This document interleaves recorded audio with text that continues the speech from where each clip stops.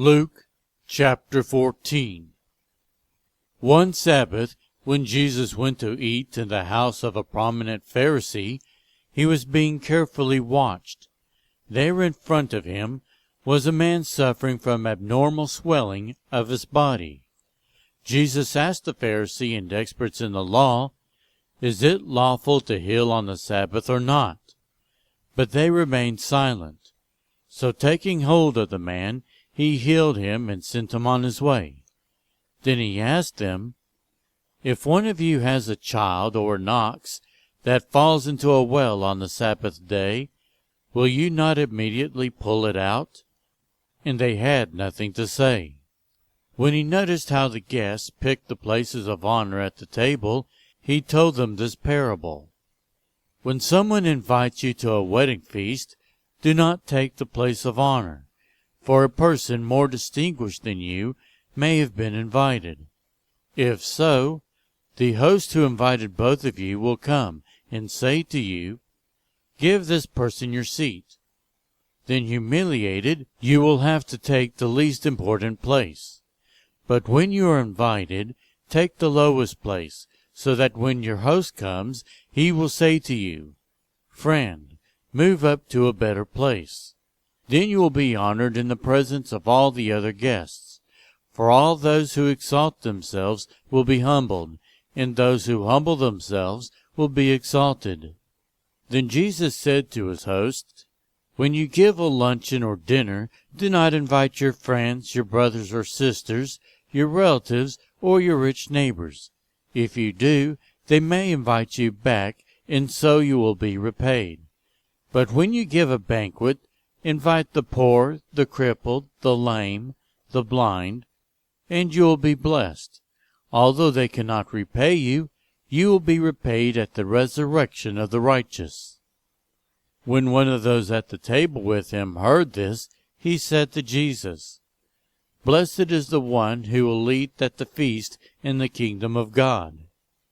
Jesus replied, "A certain man was preparing a great banquet and invited many guests. At the time of the banquet, he sent a servant to tell those who had been invited, "Come, for everything is now ready." But they all alike began to make excuses. The first said, "I have just bought a field and I must go and see it. Please excuse me." Another said, "I have just bought 5 yoke of oxen and am on my way to try them out.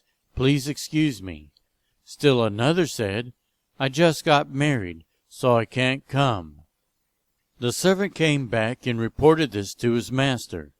Then the owner of the house became angry and ordered his servant, "Go out quickly into the streets and alleys of the town, and bring in the poor, the crippled, the blind, and the lame." "Sir," the servant said, "what you ordered has been done, but there is still room." Then the master told his servant, "Go out to the roads and country lanes and compel them to come in, so that my house will be full. I tell you, not one of those who are invited will get a taste of my banquet." Large crowds were traveling with Jesus, and turning to them, he said, "If anyone comes to me and does not hate father and mother, wife and children, brothers and sisters, yes, even their own life, such a person cannot be my disciple. And whoever does not carry their cross and follow me cannot be my disciple. Suppose one of you wants to build a tower. Won't you first sit down and estimate the cost to see if you have enough money to complete it? For if you lay the foundation and are not able to finish it, everyone who sees it will ridicule you, saying, 'This person began to build and wasn't able to finish.' Or suppose a king is about to go to war against another king.